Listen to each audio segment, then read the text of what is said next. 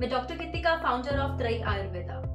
आज हम बात करेंगे थायराइड और उससे रिलेटेड हेल्थ प्रॉब्लम्स पर और कैसे नेचुरली हम इसे ठीक कर सकते हैं। आपने कई लोगों से सुना होगा कि उनके दिन की शुरुआत थायरॉक्सिन नाम की टैबलेट से होती है, जो कि उठते ही आपको बीमार होने का एहसास दिलाती है। सोचिए कैसा लगता होगा जब किसी भी इंसान की जिंदगी में सुबह की शुरुआत केमिकल से होती होगी और सारा दिन उनका कैसा जाता होगा। अब आप सोच रहे होंगे कि गोली ना खाएं तो करें क्या।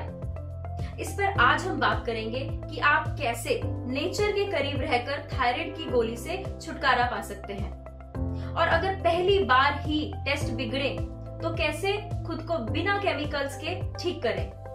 इसके लिए पहले थायराइड और उससे रिलेटेड हार्मोन्स को जानना बहुत ही ज्यादा जरूरी है। थायराइड एक बटरफ्लाई शेप का ग्लैंड है जो हमारे गले के बीच में होता है, जो T3 और T4 हार्मोन्स रिलीज करता है।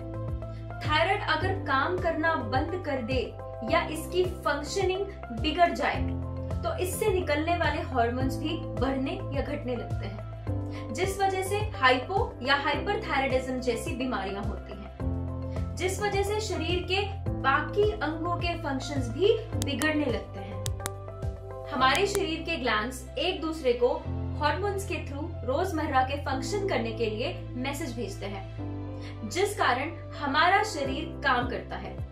अगर कोई भी एक ग्लैंड के फंक्शन में डिस्टरबेंस आती है, उससे रिलेटेड बाकी ग्लैंड्स और ऑर्गन्स भी बिगड़ने लगते हैं। अगर मैं बात करूं थायराइड की, तो इसके बिगड़ने से heart, kidneys, lungs, skin, liver या हमारा मेटाबॉलिज्म या फिर कोलेस्ट्रॉल, और अगर मैं बात करूं नर्वस सिस्टम की, तो वो भी डिस्टर्ब होने लगता है और कई तरह के सिम्टम्स आते हैं, जैसे धड़कन का बढ़ना घटना, नींद का ना आना, यूरिन रिलेटेड प्रॉब्लम्स, पीरियड्स का डिस्टर्ब होना, मोटापा, सर्दी या गर्मी का ज्यादा लगना या फिर मूड स्विंग्स।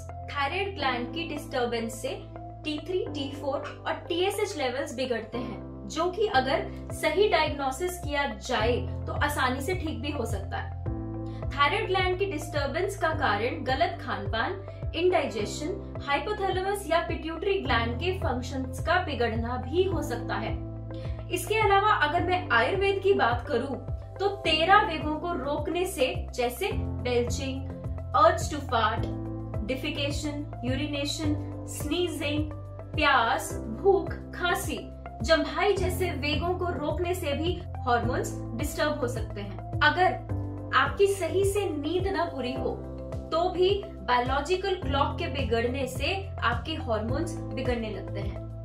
अगर आप स्ट्रेस हैं या परेशान हैं तो अपने इमोशंस को रोके नहीं, क्योंकि इससे हमारे शरीर में हार्मोन्स डिस्टर्ब होने लगते हैं, जिससे कॉर्टिसोल ज्यादा रिलीज होने लगता है, जो कि थायराइड ग्लैंड को और भी डिस्टर्ब करता है। अगर आप हाइपो या हाइपरथायराइडिज्म डिटेक्ट होने पर सीधा हार्मोनल ट्रीटमेंट पर जाते हैं, जैसे थायरॉक्सिन जैसी टैबलेट्स आपके न्यूट्रिएंट्स के एब्जॉर्प्शन में हिंड्रेंस पैदा करती हैं, जैसे vitamin D, selenium, vitamin B12, calcium, zinc या फिर एमिनो एसिड, और आपको कुछ समय के बाद मल्टीविटामिन्स पर डिपेंडेंट होना पड़ता है, जिसकी वजह से आप न्यूट्रिशनल डेफिशिएंसी डिसऑर्डर्स के चंगुल में फंसने लगते हैं।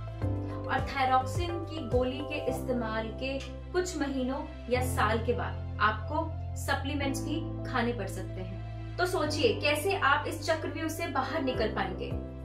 इसलिए पहली बार ही अगर थायराइड प्रोफाइल डिस्टर्ब्ड आए तो आयुर्वेदिक फिजिशियन से सीधा संपर्क करें और नेचुरल हीलिंग हर्बल मेडिसिन ही खाएं, जो कि कुछ समय लेने के बाद बंद हो जाती हैं। अगर आप ऑलरेडी थायरॉक्सिन पर डिपेंडेंट है तो भी आप आयुर्वेद का सहारा लेकर कुछ मेडिकेशंस के साथ अपनी थायरॉक्सिन की डोसेज को टेपर डाउन करते हुए आप अपनी मेडिसिन की डोज मिनिमम टू नील कर सकते हैं। अब डिसीजन आपका है, आपको अपने शरीर के साथ क्या करना है। मेरी सलाह तो यही रहेगी कि पहले नेचुरली खुद को क्योर करें और अपना ध्यान रखें। फिर मिलेंगे कुछ ऐसे महत्वपूर्ण हेल्थ रिलेटेड टॉपिक्स के साथ। आज के लिए बस इतना ही। नमस्कार।